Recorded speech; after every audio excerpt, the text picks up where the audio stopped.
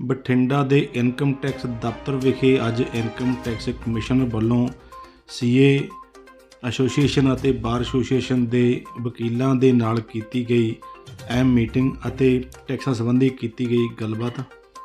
ਇਸ ਮੌਕੇ commissioner income tax ਨੇ ਬੋਲਦਿਆਂ ਕਿਹਾ ਕਿ ਸਾਡੇ ਵੱਲੋਂ ਅੱਜ ਸੀਏ ਐਸੋਸੀਏਸ਼ਨ ਅਤੇ ਇਨਕਮ ਟੈਕਸ ਦੇ ਜੋ ਵਕੀਲ ਹਨ, ਬਾਰ ਐਸੋਸੀਏਸ਼ਨ ਹੈ, ਉਹਨਾਂ ਦੇ ਨਾਲ ਅਹਿਮ ਮੁੱਦਿਆਂ 'ਤੇ ਮੀਟਿੰਗ ਕੀਤੀ ਜਾ ਰਹੀ ਹੈ। ਉਹਨੇ ਕਿਹਾ ਕਿ ਜੋ ਲੋਕਾਂ ਵੱਲੋਂ ਐਡਵਾਂਸ ਟੈਕਸ ਭਰਿਆ ਗਿਆ ਹੈ ਉਸ ਦੇ ਸਾਡੇ ਅੱਜ ਇਸ ਮੀਟਿੰਗ ਦੇ ਵਿੱਚ ਮੁੱਦੇ ਵਿਚਾਰੇ ਜਾਣਗੇ। ਉਹਨਾਂ ਕਿਹਾ ਕਿ ਉਹਨਾਂ ਲੋਕਾਂ ਨੂੰ ਅਪੀਲ ਕੀਤੀ ਕਿ ਜਿਹੜੇ ਟੈਕਸ ਕਰਦਾਤਾ ਦੇ ਵੱਲ ਹਜੇ ਤੱਕ ਟੈਕਸ ਖੜ੍ਹਾ ਹੈ ਉਹ ਆਪਣਾ ਟੈਕਸ ਸਮੇਂ ਸਿਰ ਭਰਦੇ ਰਹਿਣ।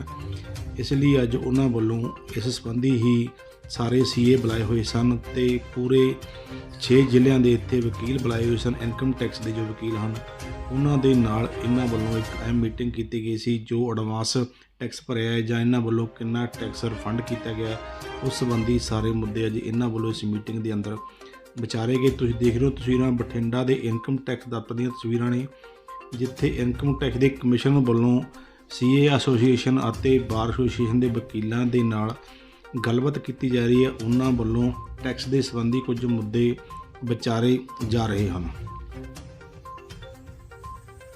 आज हमने bar association and CA association Bathinda और उसके एडजॉइनिंग एरिया की मीटिंग रखी है। इसमें मीटिंग का मेन पर्पस जो हमारा एडवांस टैक्स है और जो दिसंबर और मार्च में पेमेंट होने वाला है उसको हम लोग अधिकतम से अधिकतम बढ़ाने की कोशिश करेंगे और उनसे निवेदन करेंगे कि डिपार्टमेंट के साथ मिलकर इस दिशा में भरपूर सहयोग दें। CA association and bar association का डिपार्टमेंट से क्लोज एसोसिएशन रहा है और वो हर हमेशा इस दिशा में मदद करते रहे हैं। इस बार हमने पुराने जितने रिफंड थे वो सारे करदाताओं को दे दिए और उसकी वजह से जो हमारा रिफंड है वो 3 गुना बढ़ गया। रिफंड बढ़ने से हमारे कलेक्शन पे फर्क पड़ा।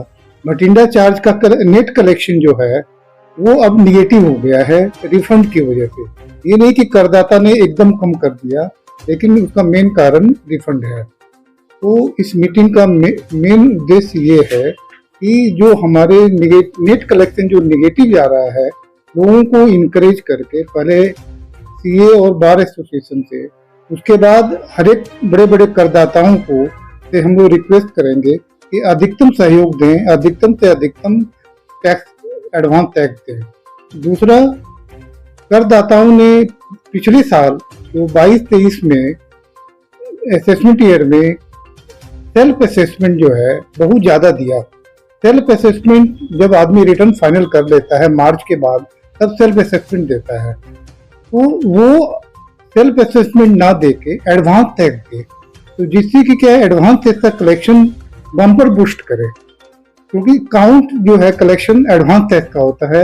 ऐसे तो लोग मजबूरी में देते हैं कि हमें टैक्स देना है। तो हमारा इस मीटिंग का मेन उद्देश्य है कि लोग अधिकतम एडवांस टैक्स दें और जो सेल्फ असेसमेंट टैक्स देते हैं उसको वो लोग एडवांस टैक्स में कन्वर्ट कर लें। ये हमारी हर एक बार एसोसिएशन, सीए एसोसिएशन से हर जगह हम लोग रिक्वेस्ट कर रहे हैं कि आप जो है, अगर आप देखें तो कोविड के बाद जो है बिजनेस में भी अच्छा ग्रोथ हुआ है और लोगों जो पहले बिजनेस डाउन था, टैक्स नहीं दे पा रहे थे, टैक्स पोस्टपोन कर रहे थे, वो सारा जो है दिक्कतें अब खत्म हो गई हैं। और उनसे भी हम रिक्वेस्ट करते हैं, हर एक करदाता से, बड़े छोटे हो या बड़े हो, किसी भी कोने में हो बठिंडा और उसके आसपास के इलाके में, वो अधिक से अधिकतम सहयोग दें और टैक्स का पेमेंट करें, क्योंकि टैक्स से ही देश की भी तरक्की होगी और लोगों की भी तरक्की होगी। धन्यवाद। ज्यादा देने से कलेक्शन कम होगी, अब इसका टारगेट वगैरह कितने थे आपके और कितनी कलेक्शन हुई है, कितना रिफंड किया? पिछले साल हमारा ग्रॉस कलेक्शन 184 करोड़ का था और रिफंड जो है 123 करोड़ का था। नेट कलेक्शन जो है वो 60 करोड़ का बठिंडा चार्ज का है। इस साल जो है अभी तक हमारा ग्रोथ कलेक्शन 301 करोड़ रुपए का हुआ है, लेकिन इसके अगेंस्ट में हमने 370 करोड़ रुपए के रिफंड दे दिए हैं। 370 करोड़ का रिफंड हमने इसलिए ज्यादा दिया कि कोविड की वजह से पिछले 2 साल से रिफंड गया नहीं था, वो सारा का सारा रिफंड हमने दे दिया और करंट ईयर का भी रिफंड चालू कर दिया। तो रिफंड ज्यादा जाने से हमारे कलेक्शन पे फर्क पड़ा, तो कलेक्शन जो है वो निगेटिव में चला गया। ये नहीं कि कलेक्शन पिछले साल से कम हुआ है, कलेक्शन पिछले साल से बहुत ज्यादा हुआ है, लेकिन हमने रिफंड ज्यादा दिया।